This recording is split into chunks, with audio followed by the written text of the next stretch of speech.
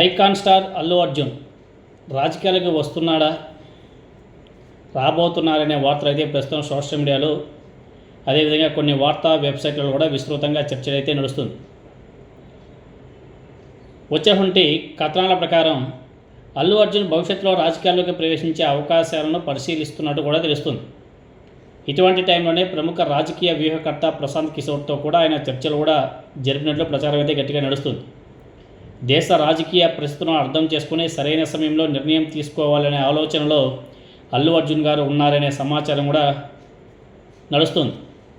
ఎందుకంటే ఆల్రెడీ అల్లు అర్జున్ గారు పుష్ప మూవీతో దేశవ్యాప్తంగా ఆయన సూపర్ స్టార్ అయిపోయాడు. దేశవ్యాప్తంగా అందరికీ కూడా తెలిసిపోయింది. సో ఇప్పుడు మరి రెండు తెలుగు రాష్ట్రాల్లో ఎక్కడ వ్యాక్యూమ్ అని చెప్పేసి ఆయన ఆ విధంగా ప్రయత్నాలు చేస్తున్నాడు అనేది తెలియాల్సిన అవసరం కూడా ఉంది. అలాగే తన మామగారి కుటుంబం నుంచి, మామగారంటే అల్లు అర్జున్ గారికి ఇద్దరు మామలు, ఒకరు మెగాస్టార్ చిరంజీవి గారు, ఇంకొకరు వాళ్ళ వైఫ్ వాళ్ళ ఫాదర్. సో మేబీ వాళ్ళ మామగారు అంటే పిల్లనిచ్చేటువంటి తండ్రి గారు అటు సైడ్ నుంచి ఏమన్నా సరే ప్రోత్సాహం ఉందేమో, ఇటు సైడ్ నుంచి అయితే ఉండదు.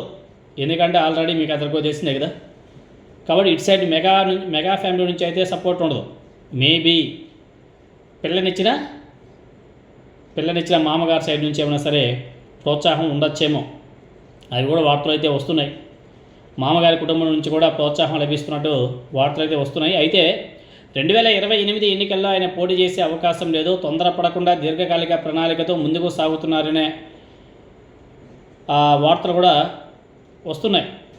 కొంతమంది రాజకీయ విశ్లేషకుల అభిప్రాయం ప్రకారం 2028 నుంచి 2033 మధ్య రాజకీయ పరిస్థితులు కొత్త నాయకుడికి అనుకూలంగా మారే అవకాశం ఉందని చెప్పేసి కూడా భావిస్తున్నారు. ఇదిలా ఉంటే అల్లు అర్జున్ తన అభిమాన సంఘాలను మరింత బలోపేతం చేయడం, అదేవిధంగా సోషల్ మీడియా నెట్వర్క్ని విస్తరించడం ద్వారా భవిష్యత్తు కోసం మద్దతు వర్గాన్ని కూడా సిద్ధం చేసుకున్నట్టుగా కూడా ప్రచారం అయితే నడుస్తుంది. ఎగ్జాంపుల్ తీసుకోవాలంటే మీరు తమిళనాడు విజయ్ గారు సేమ్ అలానే ఆయన కూడా రాజకీయాలకు రాకముందు నుంచి ఒక నెట్వర్క్ని ఏర్పాటు చేసుకున్నాడు. ఒక నెట్వర్క్ని ఏర్పాటు చేసుకుని బాగా ఎస్టాబ్లిష్ అయిన తర్వాత ఆయన రాజకీయాలకు రావడం కూడా జరిగింది.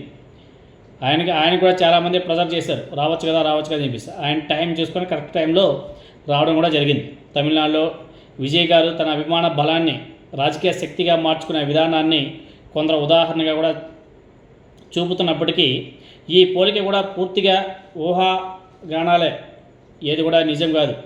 సో ముఖ్యంగా ఇక్కడ గుర్తుంచుకోవాల్సిన విషయం ఏమిటంటే ఇప్పటివరకు అల్లు అర్జున్ కానీ ఆయన ప్రతినిధులు కానీ రాజకీయాలకి వస్తున్నట్టు ఎలాంటి అధికారిక ప్రకటన అనేది చేయలేదు.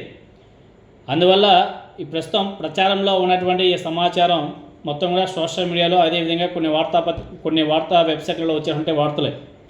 సో మరి మీ అభిప్రాయం కూడా చెప్పాలి. అల్లు అర్జున్ గారు రాజకీయాల్లోకి రావాలా ఇప్పుడున్నటువంటి పరిస్థితుల్లో? మరి ఏ రాష్ట్రంలో పొలిటికల్ వ్యాక్యూమ్ ఉంది అని చెప్పేసి ఆయన ఆలోచన చేసి ఆ విధంగా అడుగులు వేస్తున్నాడు. మరి ఆయన రెండు తెలుగు రాష్ట్రాల్లో ఏ రాష్ట్రంలో రాజకీయ పార్టీ ఎస్టాబ్లిష్ చేస్తే అవకాశం ఉంటుంది అనేది కూడా చూడాలి.